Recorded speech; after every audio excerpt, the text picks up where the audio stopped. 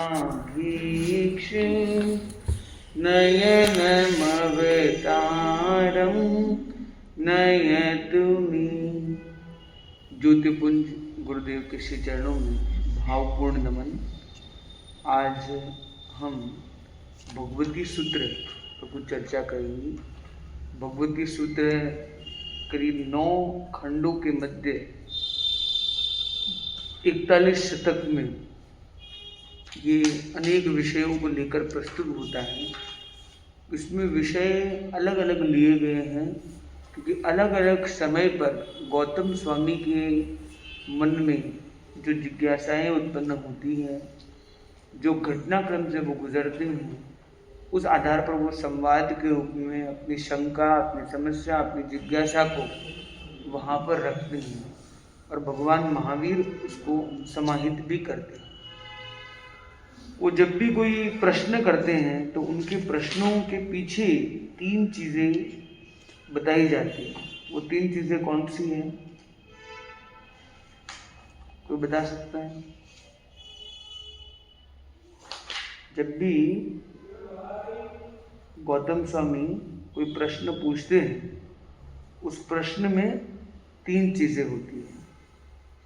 पहली चीज़ होती है कि उनके मन में कुतूहल, दूसरी है संशय और तीसरी है जिज्ञासा। तो ये उनके मन में आती हैं और वो प्रस्तुत करते हैं। ये सारी चीज़ें एक जैसी लगती है हमें, पर इन शब्दों में भी थोड़ा सा अंतर है। तो एक व्यक्ति कोई चीज़ देखता है तो उसके मन में होता है ये ऐसे कैसे हो गया, ऐसे कैसे हो गया, तो इसको कुतूहल कहते हैं। जब वो एक शंका है, यहाँ तो ऐसा कह रहे थे, वहाँ ऐसा कह रहे थे, एकदम उल्टी बातें लग रही है, तो शंका हो जाती है। मैं इनको लेके आ गया, इनको तो केवल ज्ञान हुआ, मेरे को नहीं हुआ, तो एक शंका की स्थिति आ जाती है। और एक कुछ अपने तत्व को समझने के प्रति एक जानने की भावना होती है, तो वो जिज्ञासा हो जाती है। ये तीनों एक अलग अलग स्तर के प्रश्न पूछने के तरीके। तो ये दोनों तीनों, और कई बार ऐसा होता है कि हम आप जो पूछते हैं हमारे जानने की भी इच्छा होती है, कुछ जगह हमें डाउट भी होता है, मतलब कुछ हमें जो है बिल्कुल पता नहीं है तो हमारी जानने की इच्छा है। कुछ जगह हम जानते हैं पर हम जो जानते हैं और जो देख रहे हैं में थोड़ा अंतर आता है, तो हमारे अंदर वो शंका होती है। और कुछ होती है हमें किसी ने ये कहा ऐसा पता है, ऐसा है, ऐसा कुछ करते हैं, अच्छा ऐसा क्या है, तो एक एडवेंचर एलिमेंट भी होता है अंदर, तो ये कुतूहल के रूप में। तो ऐसे भी हमारे अंदर भी ऐसा नहीं है कि वो खाली जिज्ञासा या खाली कुतूहल या खाली शंका ही हो हमेशा, बल्कि इनका एक मिश्रित रूप भी बन जाता है। तो इनको यहाँ पे प्रकट किया गया। प्रश्न है कि जो हम आगम पढ़ते हैं, तो आगम पढ़ना सरल होता है या कठिन होता है? आगम के जब हम मीनिंग में जाते हैं, उसकी मीनिंग की तह में उसको समझना सामान्यतः सरल लगता है या कठिन लगता है? एग्जैक्ट और समझना तो कठिन। तो ये कठिन क्यों होता है? तो हमें समझना है थोड़ी सी पृष्ठभूमि में कि जो चर्चा कर रहे हैं, जो प्रश्नकर्ता के हिसाब से उत्तर दिए जाते हैं। एक कुछ आगम है जो बहुत सरल है, जैसे आप उपासक दशा पढ़ते हैं, ज्ञाता धर्म कथा पढ़ते हैं, उत्तराध्ययन सूत्र पढ़ते हैं। क्यों वो सरल, ये कठिन, ऐसा क्यों भाई? क्योंकि एक है जो भगवान ने अपनी वाणी, अपने प्रवचन की, जिनको गंधर्वों ने गुम्फित किया है और हमारे सामने प्रेजेंट हुआ है। तो वहाँ पे भगवान महावीर कॉमन मैन के लिए बोल रहे हैं, कॉमन मैन की लैंग्वेज और कॉमन मैन की स्टाइल में, उनके परसेप्शन, उनके लेवल के हिसाब से वो बात को रख रहे हैं, तो उनका स्टाइल अलग। दूसरी तरफ एक स्कॉलर पूछ रहा है तो वो स्कॉलरली जवाब दे रहे हैं, तो प्रश्नकर्ता के हिसाब से उत्तर मिलने वाला। वो बोले ये क्या होता है, उत्तर तो एक ही रहेगा भाई, भगवान भी भेदभाव करेंगे क्या? अमीर आए तो अलग उत्तर, गरीब आए तो अलग उत्तर देंगे क्या? पढ़ा लिखा ज़्यादा अलग उत्तर देंगे, मूर्ख को अलग उत्तर देंगे, सरल को अलग उत्तर देंगे, ऐसा होगा क्या? तो बोले जी हाँ, उत्तर प्रश्न को समाहित करने के लिए है, जिसकी जो बुद्धि है उसमें वो गृहीत हो, क्योंकि मति पूर्वक श्रुत ज्ञान है, श्रुत पूर्वक मति ज्ञान हो रहा है। मति ज्ञान और श्रुत ज्ञान की युति, जो होल्डर है, जो श्रवण कर रहा है, वो केवल ज्ञानी नहीं है। अगर केवल ज्ञानी होता, उसको स्वयं बुद्ध है, फिर उसको और ज्ञान की अपेक्षा बाहर से नहीं है। बस वो केवल ज्ञानी भी परिषद में आते तीर्थंकरों की शुभ योग बरतता है, परंतु ज्ञान की उन्हें कोई अपेक्षा नहीं है। तो जो ज्ञान ले रहा है वो तो क्या है, मति ज्ञान शुद्ध ज्ञान वाला है। तो मति सबके समान नहीं है, श्रुत आराधना सबके समान नहीं है, इसलिए उनके लिए मैसेज अलग अलग हो जाता है। और इसीलिए जो उत्तरदाता है उसको भी ये देखना पड़ता है कि श्रोता कौन है, श्रोता अभिप्राय को कैसे समझेगा, उस हिसाब से उन्हें बात रखनी होती है। और भगवान भी उसके अपवाद नहीं है। भगवान भी ये ध्यान दे रहे हैं कि कौन सुन रहा है। आप श्रोता के हिसाब से वो अपनी वाणी को मोड़ देते हैं। उन्हें केवल ज्ञान है तो उनके लिए तो सत्य कंप्लीट है, फुल है और एक ही है, पर वो श्रोता को ध्यान में रखते हुए अपनी बात को,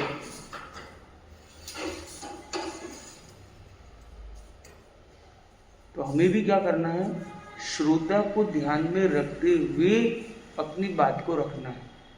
श्रोता हमारे ध्यान में है, अकॉर्डिंगली हमारा वक्तृत्व होना चाहिए। श्रोता को बाउंस करके नहीं होना चाहिए। तो भगवान महावीर दो तरह के शास्त्रों में अपनी बात रखते हैं।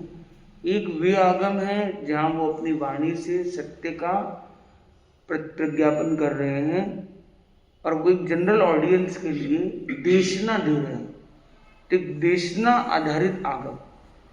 और दूसरे हैं जिज्ञासा या चर्चा आधारित आगम।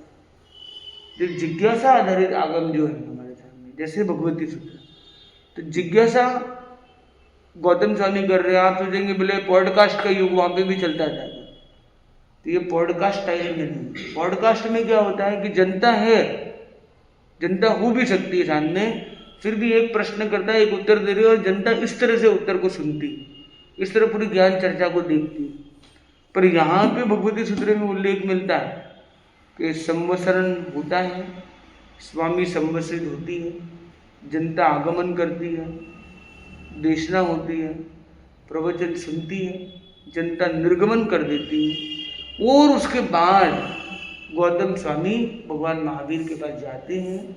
न अति न अति निकट न अति दूर, नमस्कार की मुद्रा, शुश्रूषा का भाव, और वो उनकी तीनों प्रकार से परिपासना करते हुए मन वचन काया से उनके प्रति विनय भाव करते हुए उनसे जिज्ञासा कुतूहल शंका को प्रस्तुत करते हैं।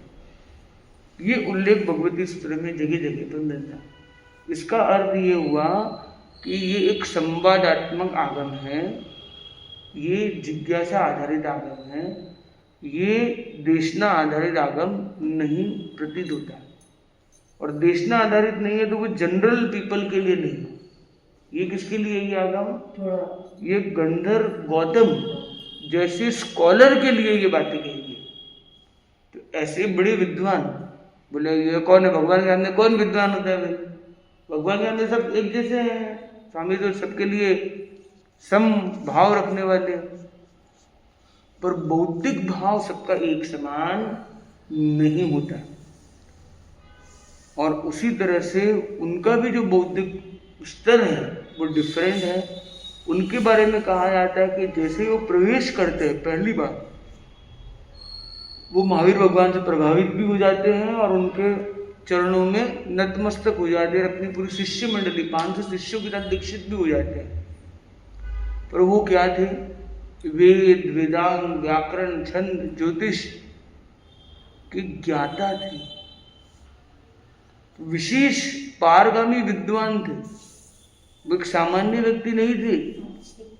हाँ, यही प्रश्न आता है महाराज कि गंधर्व गौतम तो 4 ज्ञान के धनी थे, उनका खुद का अवधि ज्ञान भी विशिष्ट था, खुद ज्ञानी थे और दीक्षित होने के अंतर में के बाद ही उनको गणधर जो पद मिल जाता है कि 14 पूर्वों का ज्ञान हो जाता है, कुछ ऐसा गणधरों के लिए बात आती है ना कि दीक्षा होने के बाद ही उनको गणधर पद अंतर्मुख में मिल जाता है और 14 पूर्वों का ज्ञान हो जाता है। तो फिर उन्होंने अपने लिए तो ये प्रश्न किए नहीं होंगे, तो कहते हैं कि शिष्य हितार्थ, उनको क्या अपेक्षा थी? उनको तो लगभग केवल ज्ञान तो नहीं, पर लगभग बातें उनको पता थी। गौतम स्वामी को 14 गुरु का ज्ञान कहाँ था? नहीं था। ये कहाँ है कि नहीं था? ऐसा मेरा मानना है। मानने की बात नहीं, जानने की बात है। आप बताओ आधार कि अंतर्मुख में गंधर्व है।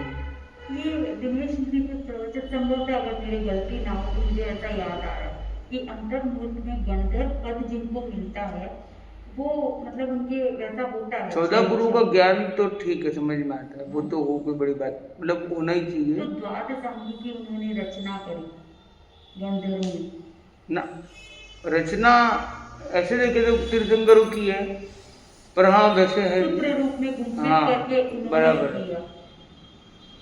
बराबर। उसी प्रवचन में मुझे ऐसा याद आ रहा है कि कहा कि 14 गुरुओं के ज्ञानी थे, 4 ज्ञान के धनी थे, बढ़िया अवधि ज्ञान। नहीं वो बराबर है सब, पर वो कब हुआ, ये अंतर्मुहूर्त में हुआ, ये वर्णन कहाँ है? वो पढ़ के बताइए कहीं। और वो कहीं से जानकारी करके अपनों को तो आगम में कहीं भी मिले, वो बड़ी बात है, या किसी शास्त्र में कहीं मिले कोई ठोस आधार के साथ, तो बढ़िया हो जाएगा, उसकी ज्यादा उपयोगिता है। मतलब तो कहने का मतलब है कि उनको तो केवल ज्ञान महाराज लास्ट में हुआ था। केवल ज्ञान की बात नहीं चल रही, नहीं 4 ज्ञान, इसलिए उनको इतना ज्ञान नहीं होता, इसलिए सवाल करते थे। नहीं, पर ये आता है ना 4 ज्ञान के धनी है। 4 ज्ञान का धनी होना भी तो बहुत बड़ा ज्ञान तो है ही, केवल ज्ञान बड़े नहीं। तो फिर ये क्यों सवाल करते हैं? यही तो बात चल रही है, यही विषय चल रहा है। तो यही प्रश्न भी मेरा यही था, और उत्तर हमको ऐसे मिलता है कि भाई शिष्य हितार्थ। अगर वो गणधर गौतम प्रश्न नहीं करते तो बोलते भाई आज जो हम भगवती पढ़ रहे हैं उन्हीं के प्रश्नों के 36,000 प्रश्नों का समावेश है इसमें। कहीं 36,000 मिलता है, कहीं 72,000 मिलता है। कहीं ऐसा तो नहीं भारत के गौतम स्वामी के नाम पे अपने को ज्ञान देने की जिज्ञासाओं का पूर्ति करते हो? तो इसमें अलग अलग, तो अभी प्रश्न हम और थोड़े क्रम के बाद वापस करेंगे जिससे हम आगे बात को चला सकें। तो सबसे पहला है कि इसको लेकर अलग अलग थियोरीज है, क्योंकि ये इतिहास का विषय है, तो इसके लिए एकदम निश्चयपरक रूप में कहना कठिन है। पर इसके बारे में 2-3 तरह के कॉन्सेप्ट चलते हैं। एक ये मिलता है कि गौतम स्वामी की कुछ वास्तविक जिज्ञासाएं थी, वो अपनी जिज्ञासा रखते हैं और उस समाधान से कईयों को समाधान मिल जाता है। दूसरा है कि वो जन प्रतिनिधि का कार्य करते हैं। जन प्रतिनिधि यानी नॉर्मल जन नहीं होकर भी जो संघ में जो लोग हैं, जो उनके 500 शिष्य हैं, और भी 11 गणधरों की जो परंपरा में, क्योंकि वो ज्येष्ठ गणधर हैं, तो वो 11 गणधर और पूरे शिष्य परिवार का प्रतिनिधित्व करते हुए, पूरे श्री संघ में साधुओं का प्रतिनिधित्व करते हुए, ये जो भी लोग उनके पास आ रहे हैं प्रश्न लेकर, उन प्रश्नों को प्रस्तुतिकर्ता की भूमिका करते हैं। तीसरा कॉन्सेप्ट मिलता है कि ये शास्त्रों में गुरु शिष्य संवाद, तीर्थंकर के बाद जो भी प्रश्न है, अब प्रश्नकर्ता अलग अलग जाएंगे, तो वो उन्होंने वो गौतम स्वामी को यहाँ पे सेट कर दिया कि उसी कैरेक्टर के माध्यम से प्रश्नोत्तर किए जा रहे हैं। तो ये एक लेखन शैली का एक प्रारूप के रूप में भी प्रेजेंट किया, एक मतलब कि this is the art of telling. हम एक 4 बातें बतानी है कि 7 समुद्र गाते कैसे होते हैं, तो हमने कल्पना की गुरु है जिनके पास 7 शिष्य हैं, 7 के नाम, एक का नाम आहारक, एक का नाम तेजस, एक का नाम वैक्री है। वो बोलता है मेरे नाम से एक समुद्र घाट चलता है, उसमें क्या होता है?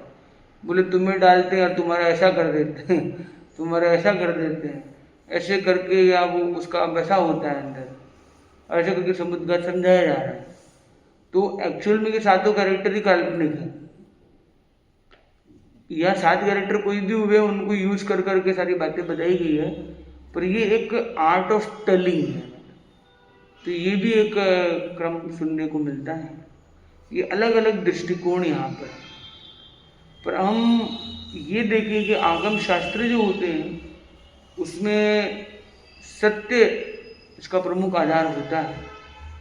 तो इसकी व्याख्या में क्योंकि यहाँ पे वर्णन में मिल रहा है कि उनकी हाइट, बॉडी लेंथ जैसे समझाई जा रही है उनके मन में, और वो जाके ऐसे इस तरह से निवेदन कर रहे हैं, तो हम उसी को मूल वर्जन मान लें कि वास्तव में वो जाते हैं और वो पूछते हैं।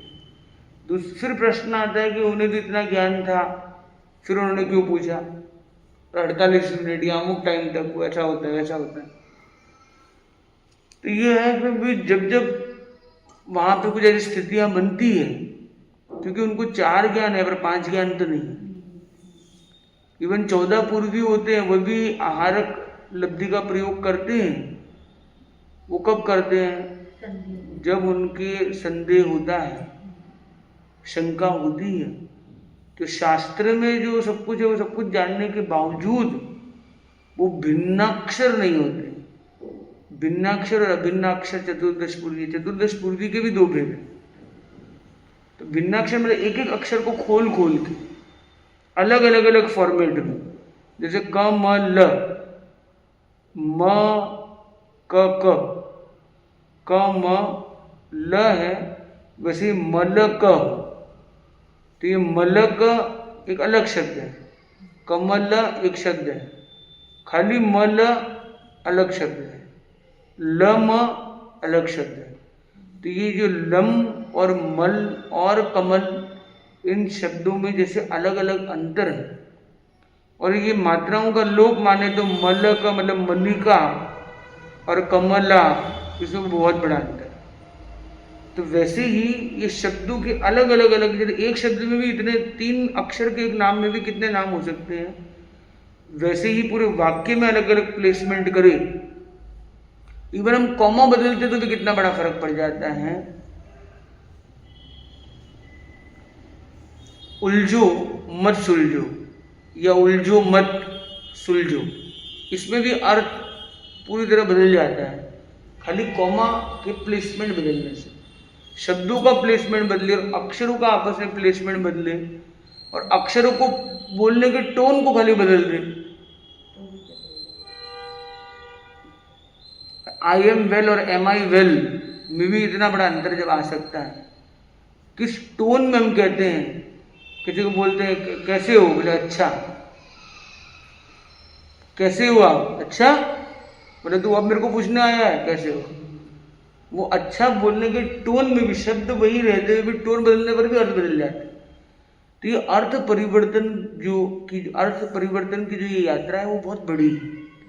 तो अक्षरों के, शब्दों के, वाक्यों के अलग अलग विन्यास, अलग अलग फॉर्मेट से अलग अलग मीनिंग निकल जाते हैं, अलग अलग टोन और अलग अलग संदर्भ में भी। तो वैसे ही जो सत्य है, शास्त्र में आपको 14 पूर्वों का ज्ञान होने के बावजूद भी उसके अलग अलग परम्यूटेशन कॉम्बिनेशन से जो विकल्प और जो जिज्ञासाएं बनती है वो आपको न पता हो, तब भी आपके मन में शंकाएं और जिज्ञासाएं रह सकती है। तो गौतम स्वामी के भी रही हो, ये भी संभव। तो गौतम स्वामी, खैर गौतम स्वामी को ज्ञान था जितना भी था, पर यहाँ शास्त्र में गौतम स्वामी प्रश्न पूछ रहे हैं, ये क्लियर है।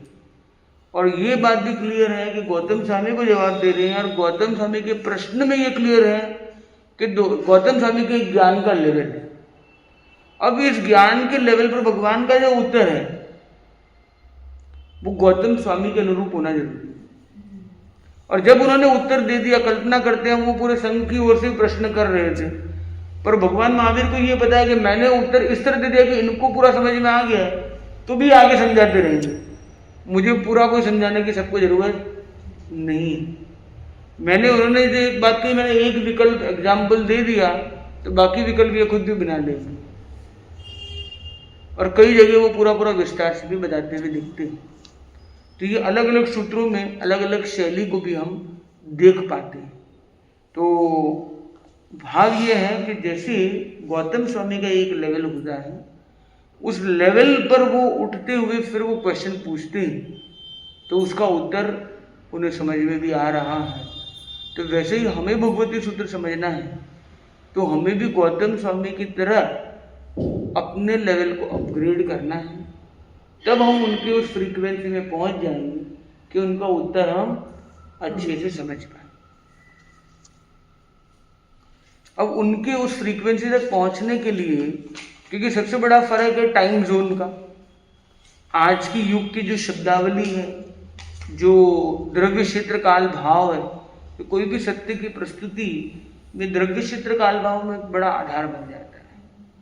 उस समय में द्रव्य क्षेत्र काल भाव में जो चैलेंजेस होते हैं, उसके अनुसार क्वेश्चन पूछे जाते हैं, उसके उत्तर भी उस फ्रेम में दिए जाते हैं कि उस द्रव्य क्षेत्र काल भाव वाले को उत्तर समीचीनतया सम्यकतया समझ में आए। हम क्योंकि उस द्रव्य क्षेत्र काल भाव में आज नहीं, तो हमें सबसे पहले यात्रा क्या करनी पड़ती है? आगम को समझने के लिए उस द्रव्य क्षेत्र काल भाव को समझने की यात्रा।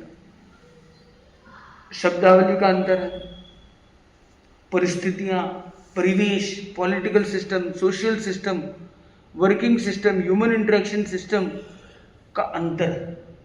तो हमें उस भूमिका में पहुंचना हो, तभी हम उनके उत्तरों को समझ में आएगा। सवाल का भी बेस समझ में आएगा और उत्तर समाधान भी हमें सम्यक आएगा। तो इसलिए हम ये देखते हैं कि जो ये प्रश्न किए जा रहे हैं, तो पहला प्रश्न हम यहाँ पे अभी देखते हैं, इसमें हम तीसरे शतक से अपनी यात्रा अभी आज शुरू कर रहे हैं। यहाँ पे तो तीसरा शतक है वो चमर के बारे में। चमर कौन है? असुरेंद्र, असुरराज चमर। असुरेंद्र मतलब असुर कुमार देवों का इंद्र। असुर कुमार देव कौन है? भवनपति देवों में। भवनपति देवों के प्रकार 10, उसमें पहला है असुर कुमार। और असुर कुमार है वो सबसे सुंदर माने जाते हैं, सबसे लंबे माने जाते हैं, और वो नीचे पहली नारकी जो है उसमें नरकावास के ऊपर, और हमारी जो ये पृथ्वी उसके नीचे, उनके मध्य में ऐसे स्थान है, और उनको क्या बोलते हैं? भवनावास। भवनपति देवों के भवनावास। तो ये असुर कुमार के भी जो भवनावास है वो वहाँ पे नीचे स्थित है। वहाँ भी ये जीव देव विद्यमान होते हैं, और उनकी किंगडम भी 2 दिशाओं में होती है, एक नॉर्थ किंगडम, एक साउथ किंगडम। तो वहाँ पे जो चमर जो देवेंद्र हैं, असुरेंद्र हैं, तो असुरेंद्र के विषय में इस अध्याय में दिया गया। तो महाराज, ये जितने ऊपर देवलोक में देव जाते हैं, ऐसे देव की हाइट कम होती जा रही है। तो ये जो बंदर टाइप के इतने जो देव होते हैं, नहीं, अभी हम बाउंस नहीं करेंगे। अभी हम क्या करेंगे इसका कि चमर को समझेंगे। चमर क्या है? छोटे नहीं है, वो बड़े बड़े हैं। तो पहले बड़ों को तो पकड़ेंगे, छोटे छोटे तो फिर मिल ही जाएंगे अपने को। बड़े बड़े छूट जाएंगे तो फिर कैसे होगा? तो हमें क्या करना है कि एक जनरल जिज्ञासा के माहौल में भी बने जाना है। क्यों? हमें तो अभी लक्ष्य ये है कि गौतम स्वामी तक पहुंचना है। पहले अभी भगवान महावीर तक नहीं पहुंचना है। पहले क्या करना है? गौतम स्वामी तक पहुंचना है। उनके फ्रेमवर्क तक पहुंच गए, और उनके प्रश्न से हमें भगवान महावीर से बातचीत शुरू हो जाएगी हमारी। हम अगर गौतम स्वामी के उस चीज को समझ लेंगे, माइंड वेवलेंथ को, तो हमारी बातचीत फिर सीधी भावनात्मक रूप से भगवान महावीर से स्टार्ट हो जाएगी। उनकी वाणी गौतम स्वामी प्रश्न पूछ रहे हैं, आप प्रश्न से रिलेट हो जाओगे अंदर। गौतम स्वामी के हमको बराबरी नहीं कर सकते, उनके राय रत्ती जितने भी नहीं कर सकते, पर उनके भावधारा को समझने की दिशा में एक प्रयत्न जरूर कर सकते हैं।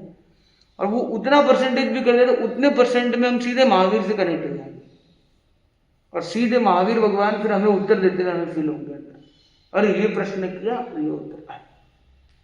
क्योंकि ये रिकॉर्डेड प्रोग्राम है। आप टाइम मशीन से आपको वहां जाना है, वो रिकॉर्डेड प्रोग्राम के अंदर जुड़ना है। आपको नए प्रश्न जोड़ के नए महावीर को और नए गौतम स्वामी को नहीं जोड़ना है। वो जो गौतम स्वामी हुए ना, उन्हीं को पकड़ना है अपने को, बराबर। तो गौतम स्वामी जो है वो 10 प्रकार के 10 ग्रुप ऑफ प्रश्न यहाँ पे रखते हैं। कितने प्रकार के रखते हैं? 10। उनको 10 जो उनके ग्रुप ऑफ प्रश्न हैं उनको बोलते हैं 10 सेक्शन, 10 उद्देशक। अलग अलग उद्देशक में अलग अलग तरह के प्रश्न सामने रखे गए।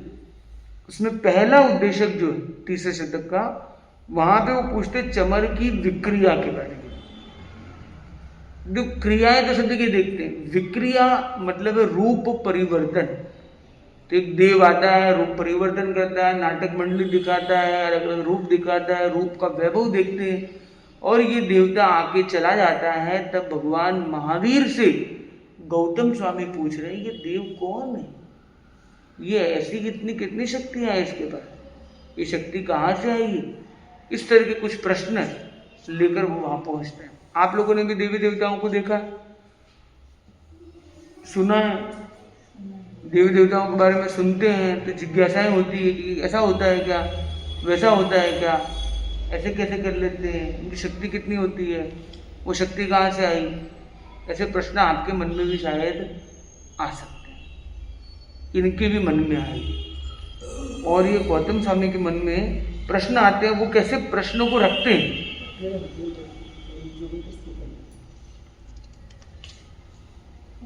उनकी मम्मी गिर गए थे, मतलब दादा मम्मी कोई गिर गया, बुलाया मैं उन्हें एक कर लेती हूँ संभाल, अब वहीं पे जा। उस काल उस समय में मोका नाम की नगरी, मोका नगरी के बाहर उत्तर पूर्व दिशा भाग में नंदन नाम का चैत्य, उस काल उस समय में भगवान संवत्सरित हुए परिषद प्रवचन सुनती है, जाती है और देव प्रकट होते हैं।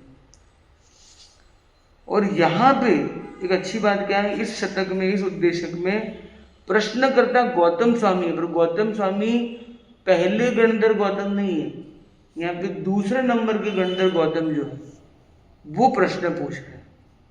कौन पूछ रहे हैं? इंद्रभूति गौतम नहीं, अग्निभूति गौतम है। वे भगवान से प्रश्न पूछते। उनकी हाइट कितनी है? 7 हाथ की थी। और वो प्रश्न क्या करते हैं? असुरेंद्र असुरराज चमर कितनी महान रिद्धि, द्युति, बल, यश, सुख और सामर्थ्य और विक्रिया में समर्थ है। बहुत अच्छा, ठीक है, आनंद आया आपको? ये तो अब मतलब इतना ऊपर से भी जा रहा है थोड़ा थोड़ा, लेकिन बहुत जरूरी है। बैठती जरूर, पर महाराज मैंने वो भी जरूरी है, मैं समझ गया, आगे जुड़े रहना है। बहुत अच्छा। तो असुरेंद्र असुरराज चमर कि ये 7 अलग अलग प्रश्न यहाँ पे रखे जाते हैं। ये जो है ये देवताओं की द्युति से लेकर आदि अलग अलग प्रश्न यहाँ पे रखे गए हैं। वो यहाँ पे क्या कहते हैं? असुरेंद्र चमर महान रिद्धि वाला, द्युति, बल, यश, सुख, सामर्थ्य वाला है। वह चमर चंचा राजधानी में, तो ये जो असुरेंद्र असुरराज चमर है उनकी राजधानी का नाम क्या है? चमरचंचा।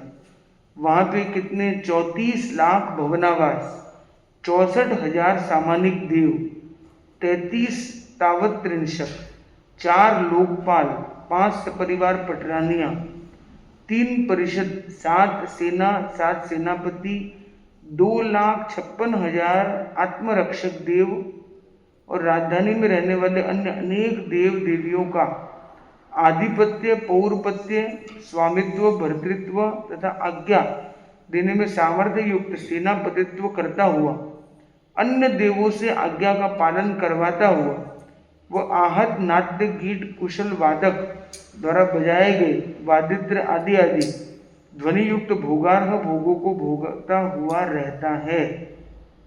वो इतनी महान रिद्धि वाला ये वाला है, जैसे एक उदाहरण देते हैं।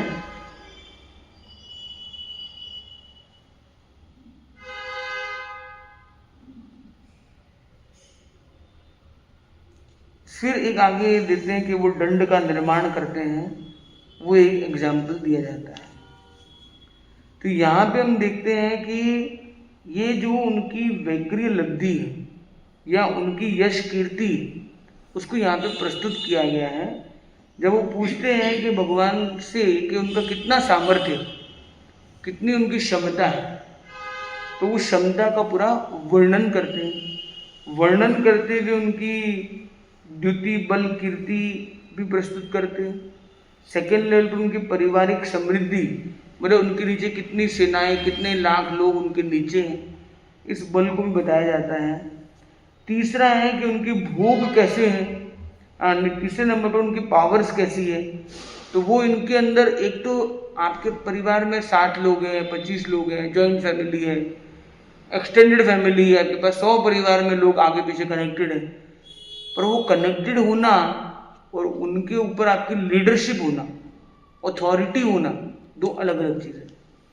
हो सकता है कि आपके परिवार में एक बिल्डिंग में आप 3 और ये आप 15 लोग मान लो रहते हैं, एक एक फैमिली में 2-2 बच्चे, मतलब ये 4 4 4 12 14 लोग एक बिल्डिंग में रहते हैं मानो। परंतु क्या आपकी अथॉरिटी में वो लोग हैं? क्या आपके जुरिस्डिक्शन में वो आते हैं? कनेक्टेड हैं पर आपके कंट्रोल में नहीं, आपके कमांड पर नहीं, आपके एकदम एक में एक बोल के नहीं, पर आपके 4 लोग हो सकता है कि आपके काफ़ी अधिक एक दूसरे के प्रभाव में हो सकते हैं। तो यहाँ पे ये बताया गया आधिपत्य, अधिपति। तो वो जो इंद्र हैं, उनके ये जो इतने लाख, इतने हजार ये जो देवता हैं, उनका आधिपत्य इनके पास है। इनके अधिपति मतलब इनके एकदम मालिक की तरह है, स्वामित्व है, भर्तृत्व है, उन सबका वो पोषण कर रहे हैं। पौरपत्य है, तो आधिपत्य, पौरपत्य, स्वामित्व, भर्तृत्व, आज्ञा का सामर्थ्य, ये सारी चीजें इंटरकनेक्टेड। हाँ, आप क्या कह रहे हैं?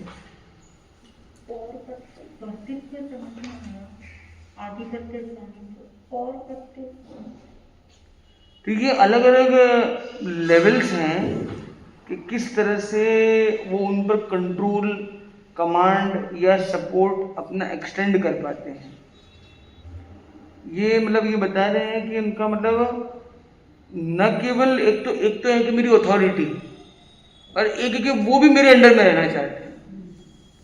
एक मैं उनके ऊपर रूल करता हूँ, एक वो मेरे प्रति ओबीडियंट है। तो ये पौरपत्य क्या हो गया कि वो मेरे प्रति लॉयल है।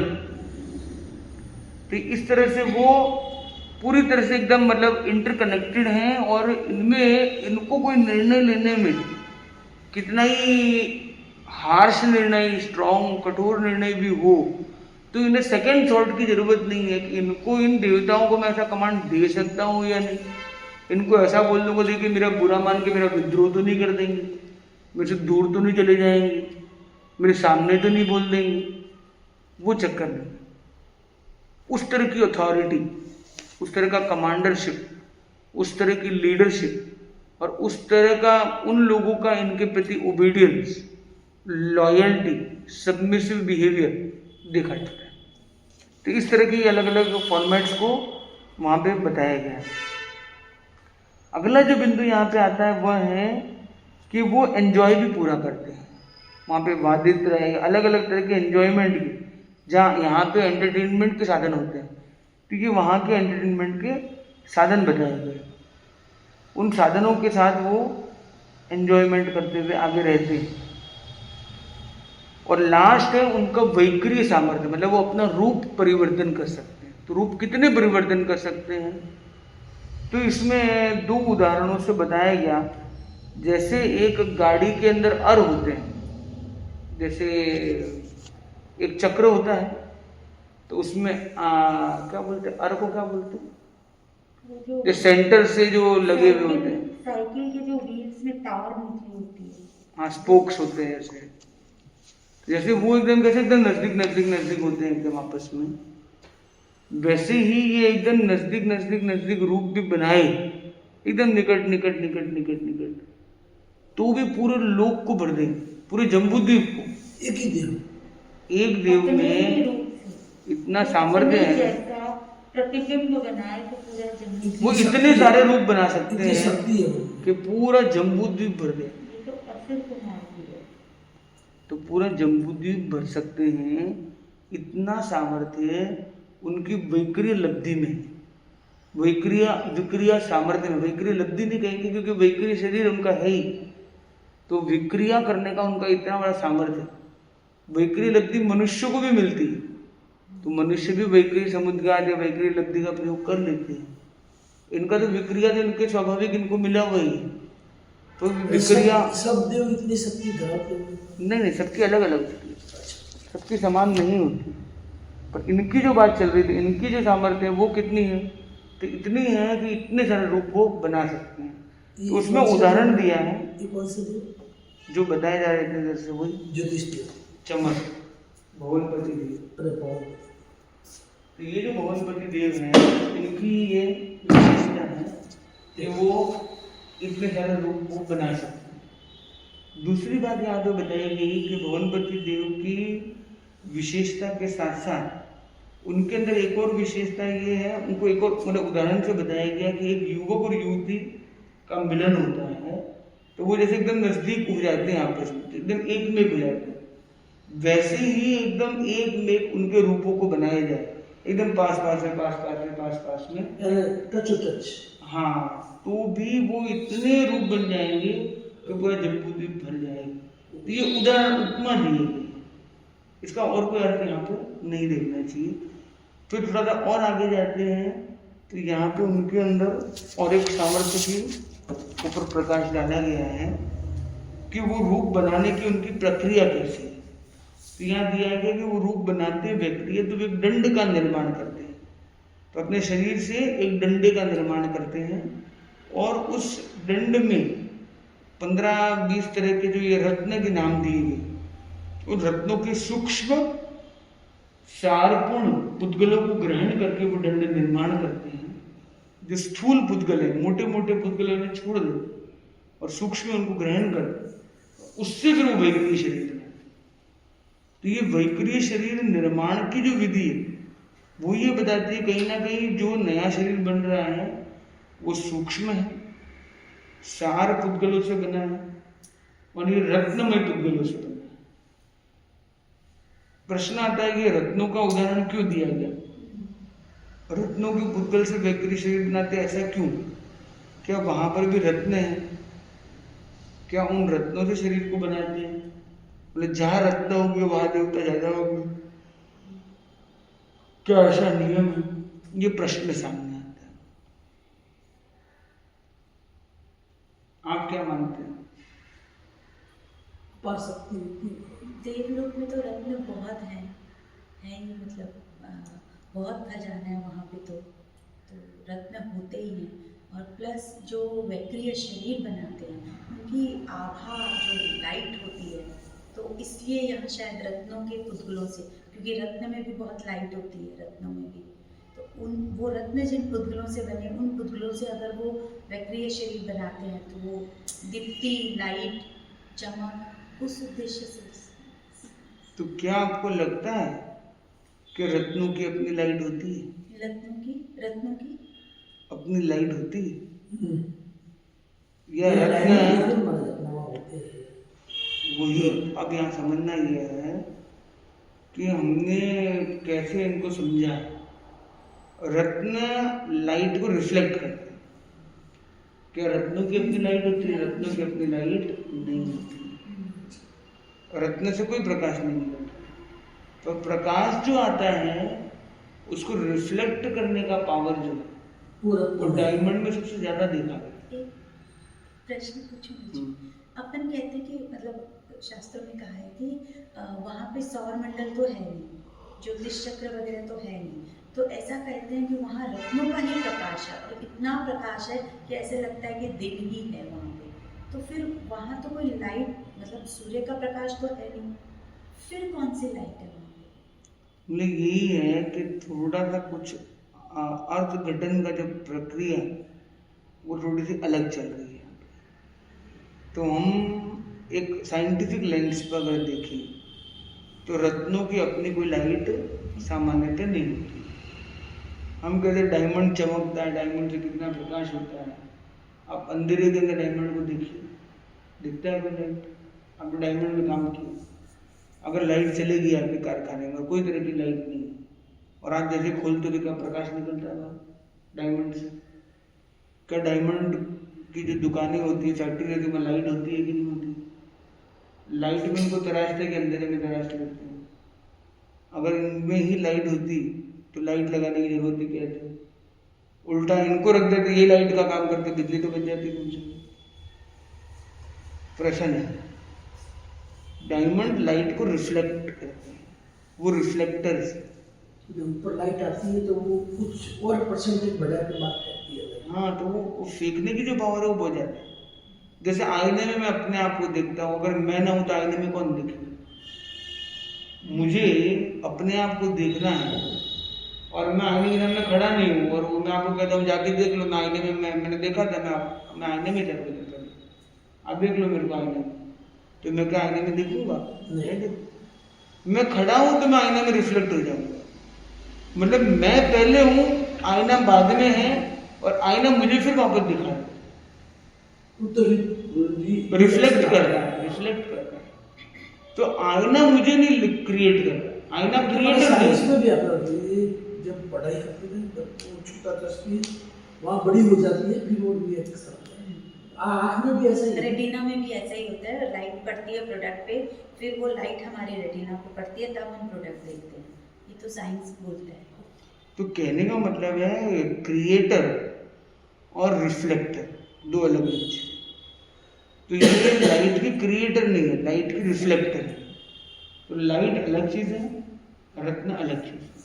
तो रत्न लाइट नहीं देती है, तो लाइट से रत्न, और रत्न से फिर जो लाइट निकलती वो एकदम ब्रिलियंट हो जाती है, उसकी चमक अलग होती है, अलग मल्टी% में बढ़ के आती है। बराबर। तो इम्पोर्टेंट ये है कि रत्न प्रभा, तो रत्नों की कोई प्रभा है नहीं, पर वो प्रभा का मतलब ही क्या है कि ये चंद्रमा से, चंद्रमा की अपनी भी लाइट नहीं है, सूर्य की लाइट चंद्रमा पर गिरती है और वो लाइट हमें दिखती है, तो हम कहते हैं चंद्रमा एकदम चमक रहा है, चंद्रमा की ज्योत्सना, चंद्रमा की प्रभा। लाइट तो सूर्य की है, तो लाइट सूर्य की है, पर चंद्रमा का अस्तित्व नहीं है। चंद्रमा का अस्तित्व है, प्रकाश में और अस्तित्व होना दो अलग अलग चीज।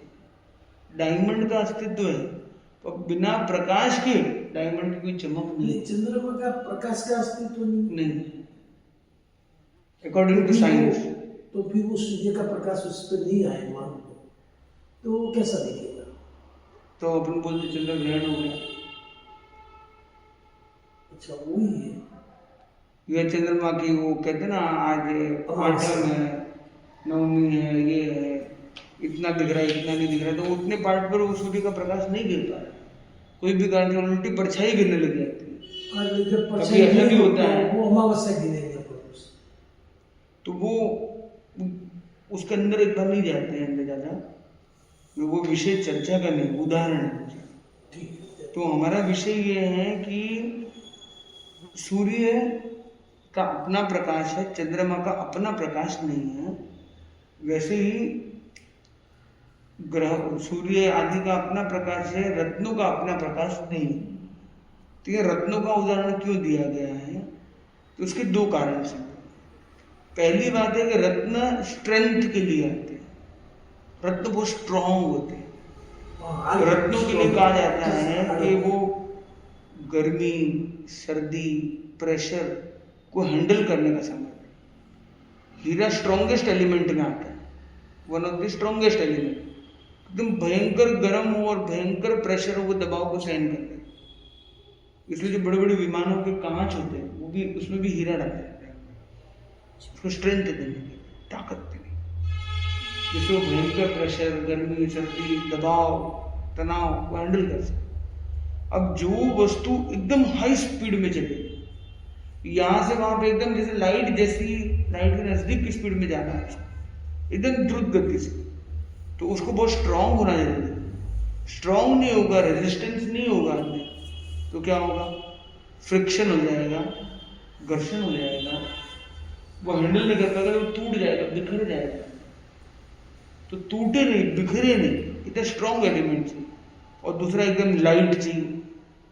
हल्का नहीं होगा तो भी लाइट की ध्वनि जैसी तरंग में नहीं चल पाएगा, भारी होगा तो उतना कठिन।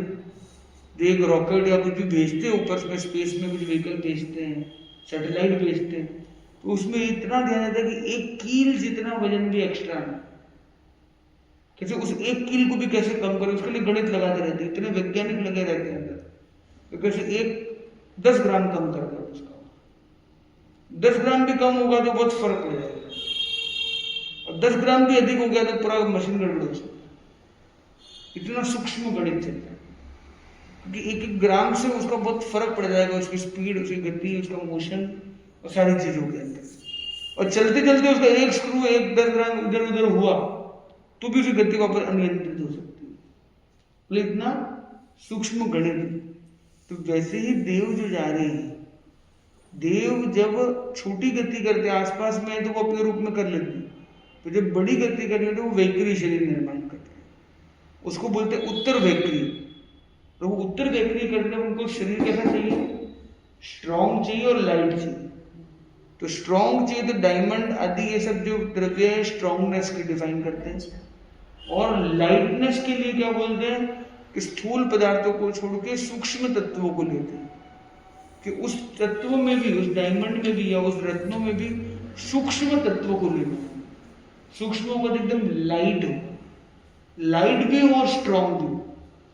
आज विज्ञान ढूंढता है कि हमें सूर्य तक पहुंचना है, हमें यहाँ तक पहुंचना है, तो ऐसा भी मटेरियल भी लेके सूर्य के ताप के नजदीक जाए तो पिघले नहीं, उतना स्ट्रॉन्ग भी नहीं, और इतना लाइट हो कि वो कम एनर्जी में यहाँ से वहाँ तक जा सके। तो ये जो देव आप बता रहे हैं वो पहले देव लोग वाले हैं, भगवतपति। भगवतपति पहले देव लोग में आते हैं, मतलब नीचे के पहले के 0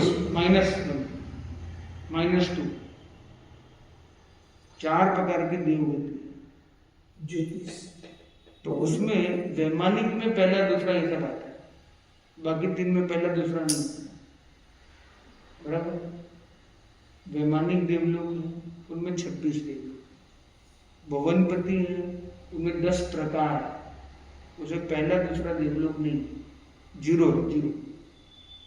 ज्योतिष है, उसे 5 प्रकार, उसे पहला दूसरा नहीं। व्यंतर है, उसमें 8 प्रकार, उसमें पहला दूसरा नहीं, उसमें कोई नंबरिंग नहीं है। ये भुवनपति देवते का कोई नंबरिंग नहीं, पर इनके 10 प्रकार है, उसमें पहला प्रकार असुर कुमार, उनकी बात आता है। तो हमने ये देखा कि, और ये लगभग सभी देवों के लिए सिमिलर बातें प्रतीत होती है। तो इम्पोर्टेंट है, हम जो यहाँ पे समझ रहे हैं कि ये असार पुद्गलों को ग्रहण करना, सार को ग्रहण करना, स्थूल को छोड़ना, सूक्ष्म को लेना, ये लाइटनेस और स्ट्रॉन्गनेस को डिफाइन करते हैं, और उसके आधार पर वो सूक्ष्म रूप अपने सूक्ष्म तत्व से अपने रूप बनाते हैं, और उन रूपों के माध्यम से वो विक्रिया करते हैं, और उस विक्रिया के आधार पर वो गति करते हैं। इसको बोलते हैं उत्तर विक्रिया बनाना, रूप बनाना। और वो रूप कितने बना सकते हैं, तो अरोड़ करोड़ों अरबों खरबों रूप वो बना सकते हैं। असंख्य द्वीप समुद्र है, बराबर। यहाँ पे क्या दिया गया है, असुरेंद्र असुरराज चमर संपूर्ण जम्बू द्वीप की अनेक असुर कुमार देव देवियों से आकीर्ण व्यतिकीर्ण संस्कृत अवगाढ़ करने में समर्थ है। दूसरी बार असुरेंद्र असुरराज चमर तिरछे लोक के असंख्य द्वीप समुद्रों को, वो क्या बोल रहे हैं, चमर है वो क्या कर सकता है, तिरछे लोक के असंख्य द्वीप समुद्रों, अनेक असुर कुमार देव देवियों से आकीर्ण व्यतिकीर्ण उपस्थित संस्कृत स्पृष्ट अवगाढ़ करने में समर्थ है। मतलब असंख्य द्वीप समुद्र, तो वही असंख्यात हो गए। असंख्यात का मतलब ये करोड़ अरब खरब को पार कर दिया अंदर। और दूसरी तरह से एक जम्बू द्वीप है, उसमें भी कितने तरह के मतलब क्षेत्र हैं। एक क्षेत्र है उसमें भी कितने खंड हैं, एक खंड है उसमें भी कितने तरह के देश हैं, एक देश है उसमें भी कितने प्रदेश हैं, एक प्रदेश है उसमें भी कितने हजारों वर्ग किलोमीटर है, 1 किलोमीटर है उसमें भी कितने 1000 मीटर है, और 1 मीटर में भी कितने रूप बनाए जा सकते हैं। जब हम ये देख रहे हैं कि 1 मीटर एक ही टाइप के रूप बनते हैं, अलग अलग पोजीशन में रूप बना सकते हैं। उनका जैसी इच्छा उनको वैसा वो सब कर सकते हैं। अभी यहाँ बता दिया कि भाई एक युवक और युवती एकदम पास पास में खड़े हैं, इस तरह वो रूप बनाए तो ये पूरा लोक भर दे, मतलब इतना ये सारा क्षेत्र भर दे। बना सकते तो आप ये सोच लीजिए 1 मीटर में कितने लोग खड़े हो जाते हैं। हैं। बिना स्पेस के वो अपने रूप बना सकते हैं। 1 मीटर भी बहुत बड़ा होता है। खरों को शब्द भी छोटा छोटा छोटा क्योंकि असंख्या तो वो इतने द्वीप ही उतने हैं। uncountable हो गया ना, अनंत रूप असंख्या- बना सकते हैं। अनंत नहीं, असंख्यात बोल रहे हैं ना महाराज।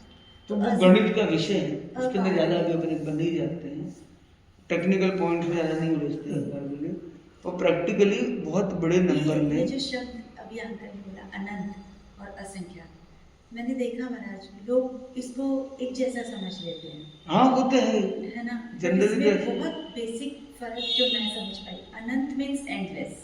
यहाँ हम एंडलेस की बात नहीं कर रहे, यहाँ हम अनकाउंटेबल की बात कर रहे हैं। रूप अनकाउंटेबल उसमें क्या है, आप जो कह रहे हैं ना उसमें भी थोड़ा फर्क है। जो अनंत है ना वो भी इनफाइनाइट फाइनली नहीं है, अनंत का भी एक अंत है। अनंत का भी एक अंत है। अंत है, अच्छा, मतलब ऐसा है, जैन गणित जो है ना वो एक बहुत विशेष विषय है। तो एक ही संख्या तो शीर्ष प्रहेलिका था, वहां तक तो काउंटेबल है। तो उसको कह दिया वो एक संख्या है, उसको कह दिया काउंटेबल, उसके +1 कर दिया अनकाउंटेबल शुरू हो गया, अनकाउंटेबल शुरू तो उसको कह दिया उपमा काल। जैसे कितनी बूंदे तो जितनी एक तालाब में होती है, समुद्र में होती है, जितनी बूंदे ना उतने साल या उतने 100 साल, तो संख्या क्या हो गई, बहुत बड़ी हो गई। फिर अगला हम जब लेते हैं कि असंख्यात समय जो हाईएस्ट टाइम है उसमें +1 हमने कर दिया, जैसे अनंत काल की गणित शुरू हो गई। अभी अनंत काल है वो कैसा है कि उसका भी एक लिमिट है। फिर अनंत काल का लेवल 1, फिर लेवल 2, लेवल 3, ऐसे हर चीज के 9 लेवल्स हैं। जो 9th लेवल है अनंत का उसको कह दिया वास्तविक अनंत। वास्तविक अनंत मतलब नेवर एंडिंग अनंत, जिसका अंत नहीं है। तो पर वो उसका अस्तित्व ये सारे गणित में नहीं माना जाता है कि ये सारी चीजें ऐसी नहीं है। जो भी चीज हम कहते हैं बोलते ना अनंत जीव हैं, अनंत जीव है वो भी एक संख्या वो है। भी अनंत कहाँ, मुझे 9 प्रकार वो परित जगन्य युक्त और परित, हाँ, जगन्य जगन्य युक्त और परित, परित। हाँ। और ये जगन्य तीन। के 3 प्रकार, युक्त के 3 प्रकार, परित के 3 प्रकार। तो जो जीव को अनंत कहते हैं वो भी, जगन्य, मध्यम, उत्कृष्ट। हाँ, वो भी अनंत का 5वां प्रकार है। क्या जीव चीज़? जीव को अनंत कहते हैं, तो वो भी कहते हैं 9वां प्रकार नहीं है, वो भी 4था 5वां कुछ कहते हैं। बिल्कुल कुछ मतलब मैंने पढ़ा तो है पर कई बार याद पूरी नहीं, वो कोई बात नहीं, पर इसलिए मैं कह रहा हूँ कि वो भी नॉट फाइनाइट वाला नहीं है। अच्छा, सब कुछ फाइनाइट है मतलब एक तरह से, और सब कुछ मतलब मैथमेटिकल है, सब कुछ कैलकुलेबल है, पर वो कैलकुलेशन बहुत बड़े होने के कारण उसको कुछ चीज़ों के बाद एक गणित तो गणित के एनालॉजी बाहर से, का बोल दिया। तो उसको एनालॉजी से बताना शुरू कर दिया। क्या आंकड़ों से बताएंगे तो लोगों को समझ में नहीं आएगा बेचारों को, तो उनको उदाहरण से बताना ज़्यादा बेटर है। कि कितने साल लगेंगे, कितने जन्म और लगेंगे, बोले पेड़ पे जितने पत्ते ना उतने जन्म और लगेंगे, लोग कितना टाइम लगेगा, समुद्र में जितनी बूंदे ना उतना टाइम लगेगा। अब क्या बेचारा समझेगा उसको, मतलब बहुत ज़्यादा टाइम चौथपुर लगेगा। का बताया ना वो साई वाला, बिल्कुल वो बाल इतने, एक बाल बराबर एक क्या है, पूरा लॉजिक पता है।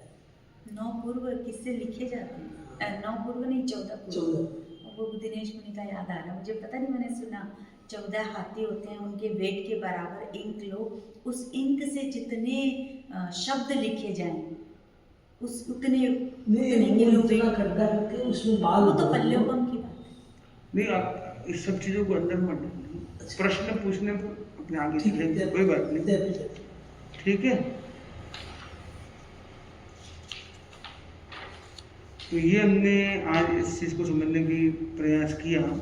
तो आपने एक प्रश्न किया था पौरुपत्य। तो आधिपत्य मतलब है कि वो उतने पर अनुशासन करते हैं। अनुशासन। पौरुपत्य मतलब अग्रगामिता, उनकी लीडरशिप करते हैं, वो लीड करते हैं। स्वामित्व मतलब उनको कंट्रोल करते हैं, उनके मालिक के रूप में रहते हैं। भर्तृत्व मतलब उनका भरण पोषण करते हैं। आज्ञा मतलब आज्ञा निर्देश देते हैं। तो ये अलग अलग बातें उनकी बताई गई। तो ये हमने एक छोटे से चैप्टर को देखा है, एक छोटा सा प्रसंग आज। ये कैसा लगा आज आपकी चर्चा, आज कैसी लगी? बहुत बढ़िया महाराज, मैंने भी पढ़ा है पर ऐसा लगता है पूरा देवलोक, मतलब ऐसे सुनने से क्या होता है ना, कुछ एक तो बातें खुद पढ़ते हैं और एक सुनते हैं, सुनी हुई बात जल्दी याद होती है, एक बात। दूसरी बात, जो वर्णन आपने किया वो वर्णन हम पढ़ के नहीं इतना, जैसे मैंने तो वो रत्नों का यही समझा कि भाई वैक्रिय शरीर की लाइट बहुत होती है और रत्नों में लाइट होती है, तो इसलिए उनके पुद्गलों से।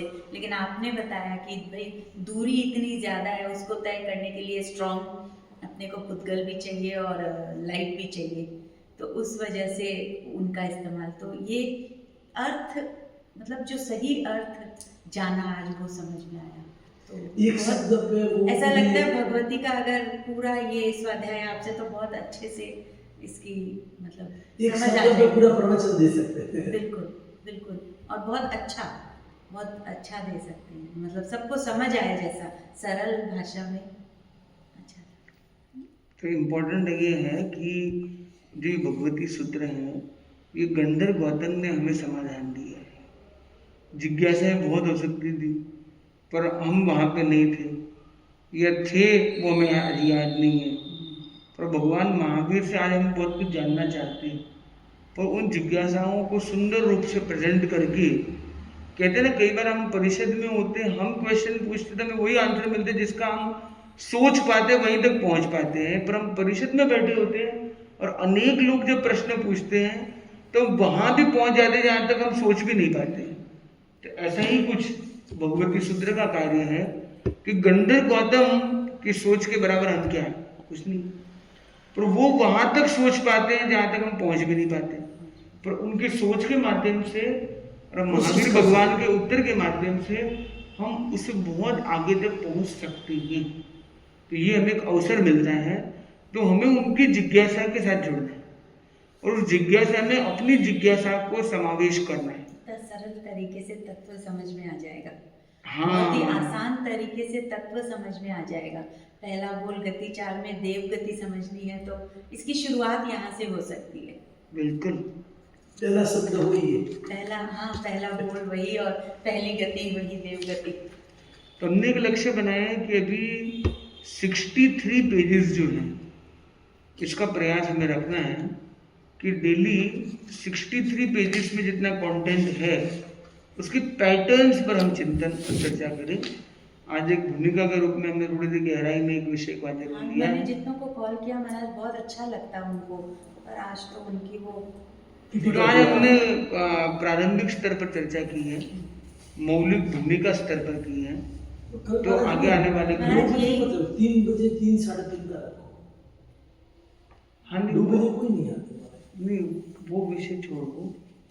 वो कैसा है कि वो विषय जो अभी अपनी अनुकूलता, इन लोगों की क्या अनुकूलता नहीं हाँ, है। 2 बजे इनको अनुकूलता हो तो दिव्येश्वरी में सो वही अच्छा है, पर वो अगर किटी पार्टी हो तो वो 3 बजे खत्म नहीं होगी।